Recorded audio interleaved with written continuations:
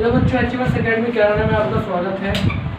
तो बच्चों, हमारा जो टॉपिक चला हुआ है साइंस में फिजिक्स पढ़ रहे हैं और फिजिक्स में टॉपिक आपका चल रहा है reflection of light and refraction of light. Reflection of light आपका चल रहा है, प्रकाश का परावर्तन आपका चल रहा है।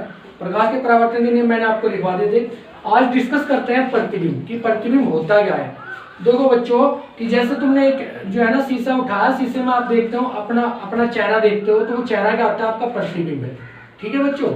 तो अगर प्रतिबिंब की हम बात करें तो प्रतिबिंब क्या होता है कि जब हम दर्पण के सामने किसी वस्तु को रखते हैं तो दर्पण में उस वस्तु की आकृति बनती है, इसे क्या कहते हैं? हम प्रतिबिंब कहते हैं। जैसे दर्पण के सामने आप कोई वस्तु रखोगे तो दर्पण में क्या होगी? उस वस्तु का प्रतिबिंब बनेगा या उसकी आकृति बनेगी। उस आकृति को क्या बोलते हैं? वस्तु का प्रतिबिंब कहते हैं।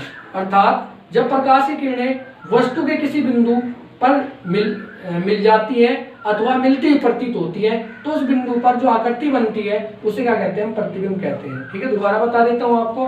अर्थात जब प्रकाश की किरणें किसी वस्तु के किसी बिंदु से चलकर परावर्तन के पश्चात किसी बिंदु पर मिलती है अथवा मिलती हुई प्रतीत होती है तो उस बिंदु को वस्तु का प्रतिबिंब कहते हैं। दोबारा समझ लो, दोबारा बता रहा हूं मैं क्या कह रहा हूं। मैं कह रहा हूं कि जब किसी वस्तु से प्रकाश चलकर परावर्तित होता है, किसी तल पर परावर्तित होता है और परावर्तन के बाद किसी बिंदु पर जाकर मिलता है अथवा मिलता और प्रतीत होता है, उस बिंदु को वस्तु का प्रतिबिंब कहते हैं। ठीक है, तो प्रतिबिंब दो प्रकार के आपके होते हैं। नंबर एक होता है आपका वास्तविक प्रतिबिंब, वास्तविक प्रतिबिंब, और ये हो गया आपका आभासी प्रतिबिंब। तो पहला हो गया वास्तविक प्रतिबिंब, दूसरा हो गया आभासी प्रतिबिंब। वास्तविक प्रतिबिंब क्या है बच्चों कि जब प्रकाश किरणें चल रही हैं, जब किरणें वस्तु के किसी एक बिंदु से चलकर किसी परावर्तन के पश्चात किसी दूसरे बिंदु पर मिलती है। मान लीजिए प्रकाश किरणें चली और चलने के बाद किसी एक बिंदु से चल के परावर्तन हुआ और परावर्तन के बाद किसी दूसरे बिंदु पर जाके मिल रही है तो उसे क्या कहेंगे? वास्तविक प्रतिबिंब। अब इसमें क्या हो जाएगा कि इसमें तो मिलती हैं, इसमें तो क्या है? मिलती हैं। जो प्रकाश किरणें हैं वो क्या है? मिलती हैं। और यहाँ क्या होता है? मिलती हुई प्रतीत होती है, हुई प्रतीत होती है। बात समझ में आ गई? तो इसमें क्या होगा कि जब प्रकाश किरणें आपकी चली, किसी एक बिंदु से प्रकाश किरणें चली, ये बिंदु हो गया, मान लीजिए इससे ऐसे ही बता रहा हूं, बिंदु से प्रकाश किरणें चली, परावर्तन हुआ, यहाँ आई, किसी बिंदु पर मान लिया काट रही है, तो वो बिंदु क्या हो जाएगा आपका?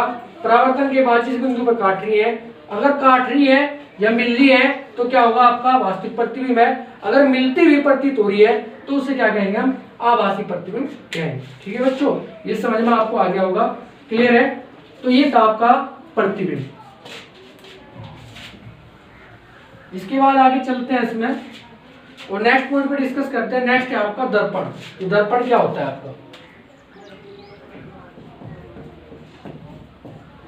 तो दर्पण अभी हम डिस्कस कर रहे थे। जब यदि किसी चिकने पारदर्शी माध्यम के तल के एक पृष्ठ को, कोई चिकना पारदर्शी माध्यम है और उसके एक तल को क्या करें? पॉलिश कर दें, कलाई कर दें अथवा लाल ऑक्साइड का लेप चढ़ा दें तो दूसरे पृष्ठ को परावर्तक पृष्ठ बना दिया जाए तो यह निकाय दर्पण कहलाता है। कि मान लीजिए कोई चिकना तल है, उसके दूसरी साइड को, एक साइड को किसी को क्या काम करा? हमने उस पर लेप चढ़ा दिया, कलाई चढ़ा दी, या फिर आपने क्या काम करा?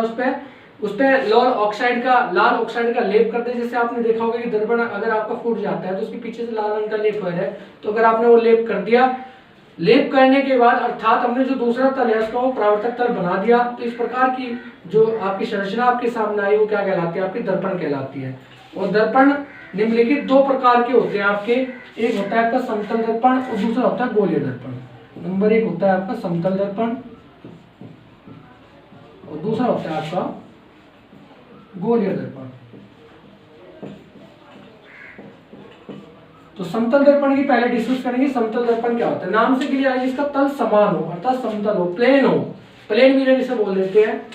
ठीक है, इसे बोल देते हैं प्लेन मिरर। ये होता है आपका स्फेरिकल मिरर।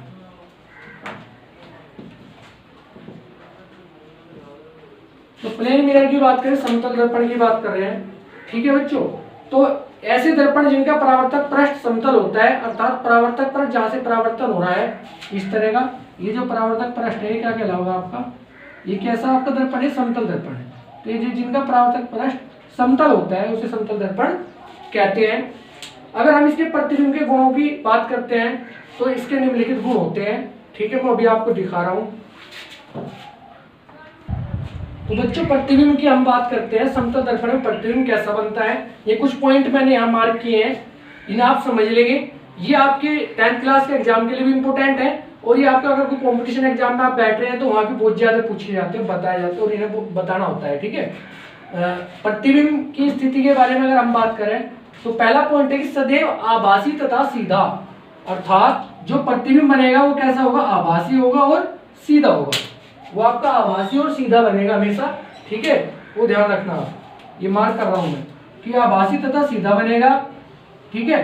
वस्तु के आकार का होगा, कैसा होगा, वस्तु के आकार का होगा, न कि वस्तु से बड़ा न कि वस्तु से छोटा, ठीक है। बात समझ में आ रही है भाई, कि मान लीजिए समतल दर्पण रखा है, ये समझ लो आप, इसका ये वस्तु आपके यहाँ रखी हुई है, इसके प्रतिबिंब की अगर मैं बात कर रहा हूं तो प्रतिबिंब ये कह रहा है कि वो वस्तु के बराबर होगा, आभासी होगा। आभासी हमेशा दर्पण के पीछे बनता है, कहां से बनता है, दर्पण के पीछे। हमेशा ध्यान रखना कि जो आभासी प्रतिबिंब होगा वो हमेशा दर्पण के पीछे बनेगा, और जो सामने बनेगा वो कैसा होगा, वास्तविक प्रतिबिंब होगा, ठीक है। तो आभासी होगा अगर दर्पण के पीछे बन रहा है, तो इसमें हमेशा दर्पण के पीछे बनता है। मान लीजिए ये बन गया, जितना आकार इसका है उतना ही आकार आपका इसका है, ठीक है।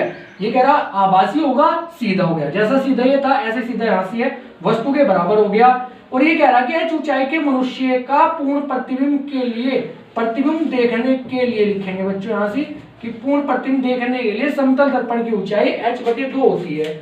अगर मेरी हाइट 6 फुट है, 6 फुट मेरी ऊंचाई है, ये ऐसे कह दो 170 सेंटीमीटर या 172 सेंटीमीटर मेरी हाइट है, 172 सेंटीमीटर मेरी हाइट है, क्लियर है। और मुझे अपना दर्पण में पूरा प्रतिबिंब देखना है, तो देखने के लिए अगर h का मान 172 है तो आपको मिरर की जो हाइट है, जो आप मिरर यूज कर रहे हैं, प्लेन मिरर यूज कर रहे हैं आप, ठीक है, उसकी जो हाइट है वो कितनी रखनी पड़ेगी, 172 अपॉन 86 सेंटीमीटर आपको रखनी पड़ेगी। इसका मीनिंग ये है, तो अगर 86 सेंटीमीटर हाइट का जो आपके सामने मिरर है तो वो आपका पूरा का पूरा प्रतिबिंब देख सकते हो मेरे लिए, अगर वो आपकी हाइट पर डिपेंड करता है, ठीक है। नंबर 4, दर्पण से उत्तल उतना ही पीछे बनता है जितनी की वस्तु दर्पण के आगे होती है। ये कह रहा कि मान लिया भाई ये 10 सेंटीमीटर दूरी पे है वस्तु, तो ये कह रहा कि जो प्रतिबिंब बनेगा वो 10 सेंटीमीटर दूरी पे पीछे बनेगा। देखो बच्चों वेरी इंपॉर्टेंट पॉइंट है, मैंने 2 एग्जाम अब तक दिए हैं, ठीक है, इंजीनियरिंग के एग्जाम दिए, दोनों के दोनों एग्जाम में ये क्वेश्चन पूछा गया है, पूछ जा रहे हैं, इंपॉर्टेंट क्वेश्चन है, न्यूमेरिकल इसका दिया है सीधा का सीधा, और इसमें हर बार गलती होती है बच्चों से, ठीक है। खैर मैं तो सही कर गया था, आपका नहीं पता। तो ये वस्तु अगर 10 सेंटीमीटर आगे रखी हुई है तो वस्तु का प्रतिबिंब कितना बनेगा, 10 सेंटीमीटर पीछे बनेगा, ठीक है।